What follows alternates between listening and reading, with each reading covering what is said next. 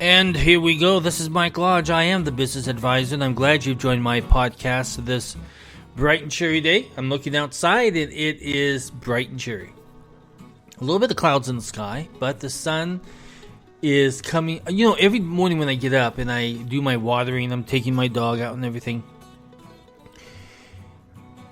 As I look through the trees, I can see the sun coming up, and it is a bright, shining light. And it comes up every morning in the exact same spot. And it's really just an amazing sight to see. And I'm glad that I can start the morning every day seeing that sun doing great things. I'm a little bit disappointed. You know, yesterday you and I, we sat around the table here and we were having our coffee. And we were talking about bankruptcies and how small businesses are declaring more bankruptcies because the economy just has not been strong for them, from the pandemic through the inflation, through everything else that we have had to go through as small businesses. Businesses are now starting to file for a lot more bankruptcies. But this morning I'm reading, and it comes up on my Flipboard, and it says that Anchor Brewing Company, now this is a San Francisco-based brewery. Excuse me. It's a San Francisco-based brewery. And it has been in business for 127 years. That's a long time to be in business. The problem is that they're having to go out of business. They're having to shut everything down because they have been affected by the pandemic. And as you know, in San Francisco, that city really shut things down. It just really cut businesses into pieces. People left the city. People no longer were in the city doing their business and working at their jobs and pushing pencils and paper and everything else. So what happened? Well, that affected a lot of businesses in San Francisco and across the nation, because no one was going to work. No one was buying the foods and the drinks and everything that they used to buy. So this is what they said. And it was a very nice way to bow out in business, and I like their final message. And so they said, we recognize the importance and historic significance of Anchor to San Francisco and to the craft brewing industry. But the impacts of the pandemic and inflation, especially in San Francisco, and a highly competitive market left the company with no options. The company has faced declining sales since 2016. Now, this business had been around for a long time. They had built a name for themselves. There was a going place for San Franciscans and for other people visiting San Francisco, the tourists. But no one wanted to go back into the city. After the pandemic, everything shut down. During the pandemic, everything shut down. And after that, everything shut down. No one came back to work. No one came back to the inner city to work. No one came back to buy stuff to eat. Even tourists have decided, I don't want to go there anymore because crime is rampant all over the city. Poop and syringes and everything is all over the city. Drug addicts are wandering around on the city, making it unsafe for families to walk around safely. So here you have a city of San Francisco in the state of California who decided that, you know what, nothing's going to be charged criminally if it's $900 and below. So criminals decide to go into all of these businesses with a calculator and calculating everything that they're taking so that they're below that 900 mark. So here you have a stupid city with a stupid state. And I want you to remember, San Francisco started to go downhill when Gavin Newsom was the mayor of San Francisco. He's the one that brought all of this liberalism and socialism into the city of San Francisco, and that's the downfall of that city. Gavin Newsom is the downfall of that city. Gavin Newsom is the downfall of this 127-year-old business. It's sad to see small businesses affected this way by politics. It's a sad situation to see politicians that have so much power and want to take so much control over your lives and over businesses' lives that they literally destroy you. Now, people who are in San Francisco are panicking because they don't know exactly what to expect next from a corrupt city. I love San Francisco. I mean, I was born in California, so I've always loved San Francisco. And I've always loved the vibe of San Francisco. It was a place that you felt special when you went there. And then all of a sudden, they completely destroy it. So we see 127 years gone. A business that was highly successful, destroyed by politicians who went overboard and overhanded with the citizens of San Francisco and the businesses of San Francisco. Sad to see.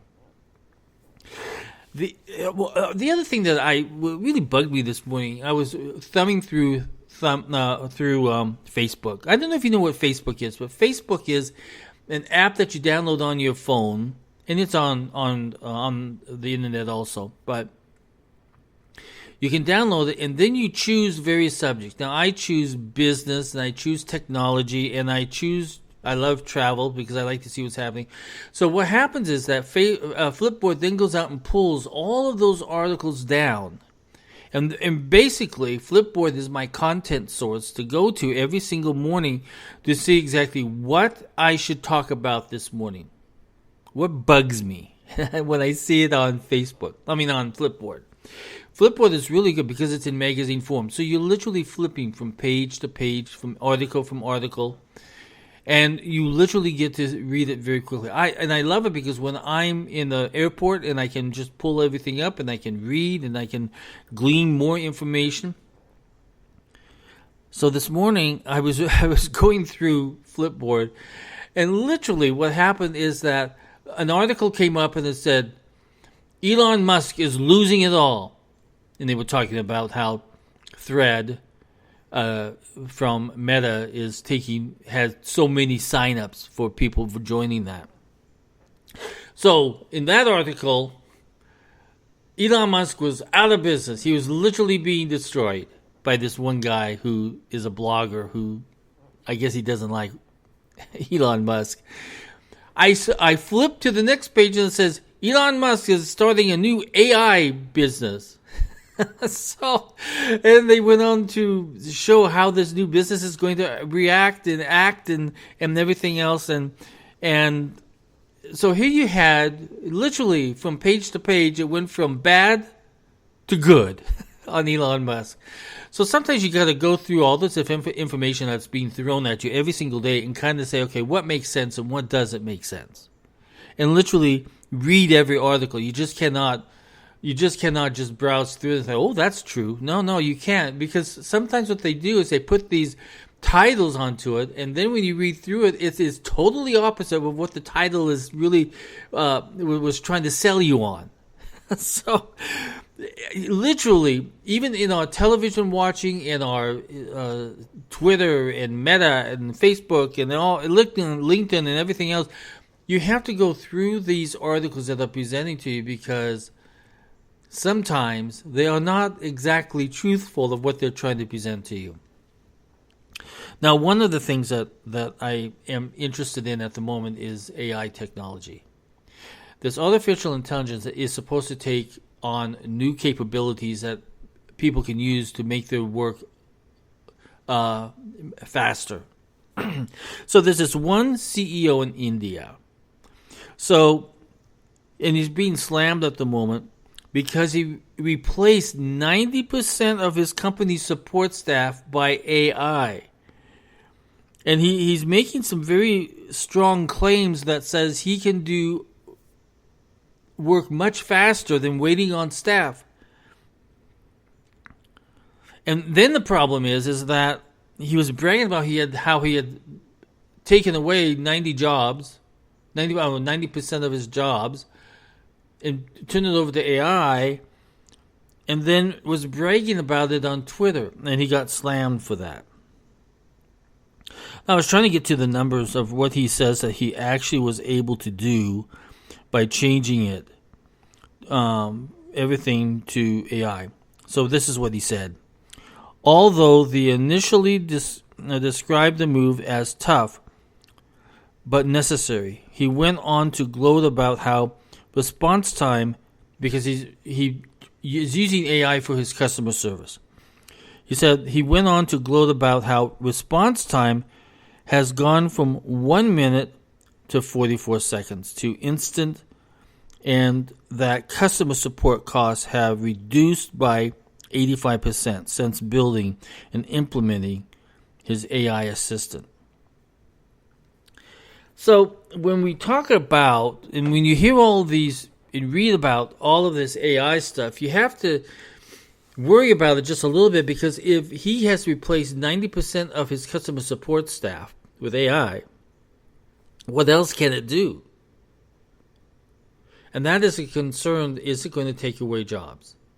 We don't want it to take away jobs. We want it to enhance people's jobs. But if he's able to reduce his customer service costs tremendously, guess what? Other companies are looking at this too. They're looking at how can we use AI to write our articles for our newspapers and our magazines.